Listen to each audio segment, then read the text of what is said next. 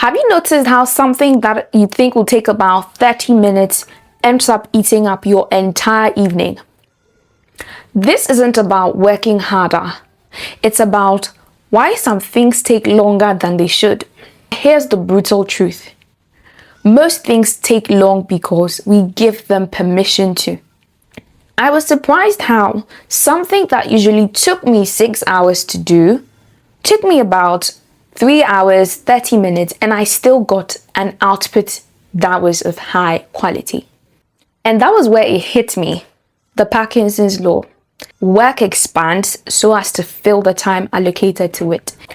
I'm Lily Mante, and on this channel, I'm exploring growth through productive systems, habits, tools, and reflections. I'm going to be sharing a personal experience with timelines and deadlines. After, I'll share a 4-step action plan you can implement for your own timelines and deadlines. Here's my personal experience. Normally, it takes me about an hour or two to prepare before I batch shoot my videos, and it takes me about 3 to 4 hours to actually shoot the videos. So that's about 6 hours on average. And preparation includes setting up my mics, testing out my light, doing my makeup, refining my script, and just making sure that everything is set and in place. So now I thought, okay, that's fine. I found the time block that works for me. Normally I shoot in the evening, so I allocate the time and I put that aside so that I can batch shoot my videos and I don't have to shoot them at different points within the week. And even though this system works for me, I thought about it and I was thinking, how can I make this process faster? How can I make this process more efficient? And these thoughts kept nagging at the back of my mind. So one Friday when I was supposed to shoot, I couldn't shoot because I had to go to Accra to shoot a podcast episode. And when I came back home, I was so tired and I knew that I wouldn't be able to shoot that evening. So I decided to rest and shoot the next day, which was a Saturday. Now I woke up on Saturday around 7 a.m. and I checked my schedule, only to realize that I had a very important webinar at 12 p.m. So I got about doing things around the house, just, waking up, getting into the mood, and I was done by 8 a.m. So that left me with about 4 hours to script, shoot, do everything. I was like, look, I have to shoot today.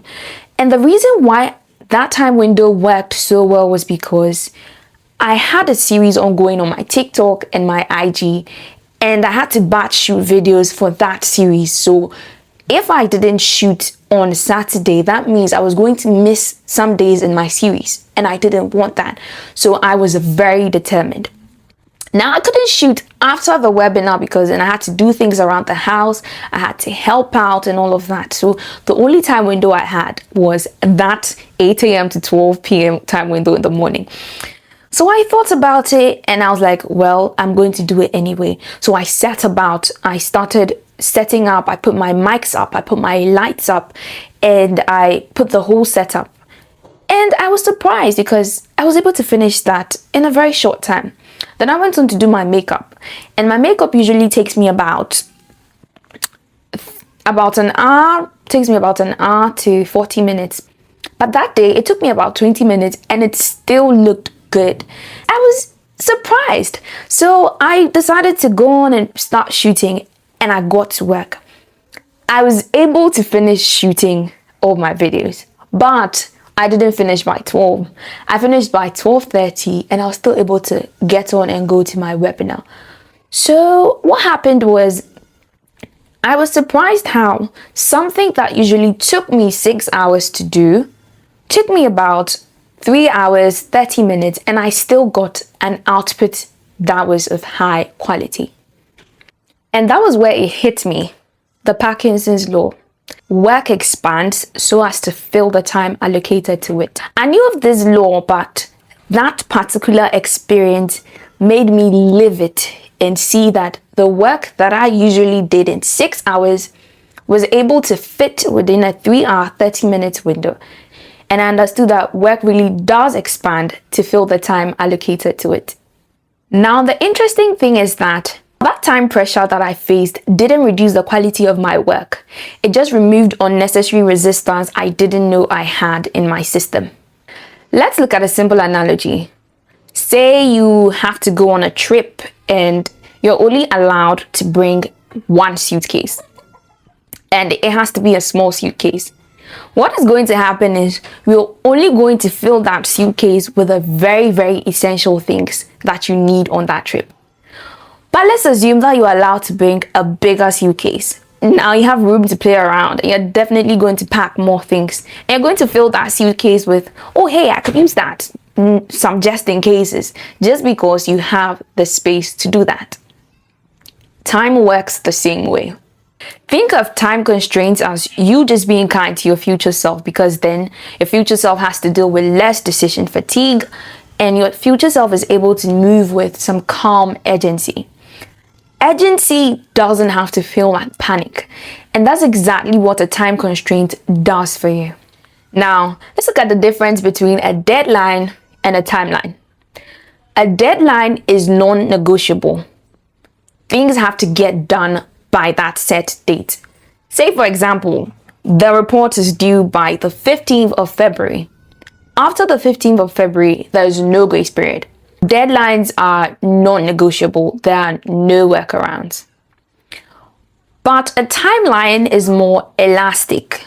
A timeline is like a projection of how long you think something will take or how long it's going to possibly take to do something. So an example could be, oh, it should take me about 3 years to write a book, or it could take me about 2 years to finish this goal. And timelines are more elastic just because they are projections. Understanding the difference between a timeline and a deadline would help you know how to plan around your tasks and your goals.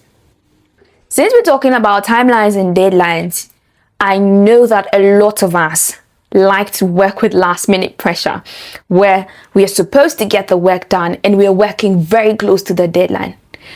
Let's look at the deeper psychology behind why we chase the pressure of deadlines. We notice that when we have tasks to do, we tend to procrastinate them and then wait. Getting close to the deadline, we pick up and start working on it. What happens is that your brain gets trained, your brain gets used to working under pressure and working towards timelines. So you're going to constantly delay on your tasks and wait until you have that pressure of a deadline before you actually work on it. Now, the danger with this approach is that over time, your brain associates last minute pressure or deadline pressure with how you're supposed to work, and you never really get around to doing things until you have a deadline that you're working against. This is going to reduce the quality of your work overall, and you'd realize that that reduction in quality is going to affect your personal life and your work life as well. In light of that, you have to make sure that you're training your brain the right way and you're not working towards the constant pressure of a deadline. I'm going to share a 4-step plan you can use to work towards your own timelines and deadlines. Here's a 4-step action plan you can use to approach your tasks so you have a comfortable relationship with timelines and deadlines. Step 1, set your baseline without pressure. Time yourself and look at how long it actually takes to do the task or to perform the action. No pressure, just work as normally as you can. Don't speed anything up. Just time yourself and see how much time it actually takes. What this does is it removes any guesswork that you might be making about how long a task actually takes. Step 2, set a deliberate constraint. Now, the next time that you do that task, you want to reduce the time by 20% or 30%. Take a few minutes off, but still perform the task within that same time window. This doesn't have to be extreme. It just forces you to work within that constraint. We're trying to implement the Parkinson's law here to see if the work that we do can expand to fill the time allocated to it. Step 3, you want to remove optional decisions. Now, one thing that really takes up time is the unnecessary decisions and the unnecessary resistance that come from having to make so many decisions. And we can see an example in my case where I was forced to work within that short time window. So I was able to do my makeup in under 20 minutes. I didn't do it shabbily, but then details that I would usually add when I think I have the luxury of time, I took those details out, and it turns out they were really optional. So what you want to do is take out optional decisions before you start the task. Make sure that you're reducing decision fatigue, so it's a lot easier to work within that deliberate time constraint that you set. Step 4, add a soft deadline. But we're going to add soft deadlines with meaning, because a soft deadline without a meaning just leaves you going back to your old habits of trying to work very close to the actual deadline and having to work under pressure. Here, you're going to look at the actual deadline for a task, and you're going to set a soft deadline before the actual deadline. But you're going to give this soft deadline a meaning. So an example could be, say you have a report that is due by the 13th. You're going to set a soft deadline for the 10th. But what you're going to do is you're going to add some weight to that soft deadline. An example could be, you tell a friend that, oh, hey, when I'm done with the report by the 10th, I'm going to send it over so you can review it for me. And that creates some sort of commitment. Or you could lock in the next step immediately after you're done. So say, immediately after I'm done with the report on the 10th, I'm going to maybe submit it by the 11th or something. So you have to have the next action ready so that you know that immediately after you hit or you meet that soft deadline, there's a task that is waiting for you. And what that does is it prevents you from assuming that you have so much time and then actually working very close to the deadline and being faced with all the pressure. Now I have a bonus pointer for goals. When you set a goal, give the goal a timeline. Give it a deadline. And what that does is it forces your brain to understand that it is something of priority and it is something that has to be worked on. If you don't give it a timeline or a deadline, your brain is just going to assume, oh, hey, I have some time. I'll do it later. But if maybe you give yourself a timeline and say, okay, by the end of January, I should have written the first draft for my book. Now you have a goal and you have a timeline. So your brain is going to know that, okay, we don't have so much time. We have up until the end of January. And if you pair that with monitoring progress and actually committing to the task, you're going to get a lot more done before that deadline that you've given it. So my bonus pointer would be to give your goals timelines and deadlines. Don't just say, oh, hey, I want to get this done and leave it. Give it a time frame, give it a deadline.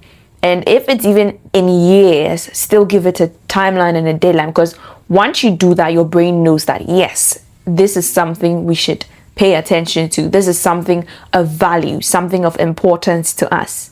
Now, if everything feels like it's taking too long, don't ask yourself, why am I slow? Ask yourself, have I rightly allocated the time to this task? Have I over-allocated time to this task?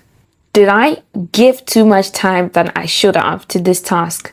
Because remember, your work is going to expand to fill the time allocated to it. So the next time you find yourself struggling with spending too much time on something or something taking longer than you think it should, mentally ask yourself if you've over-allocated time to it. Time constraints aren't punishments. They are meant to guide you and they are meant to help you protect your time. I trust that you'd have a better relationship with timelines and deadlines. Until then, I'll see you in the next one.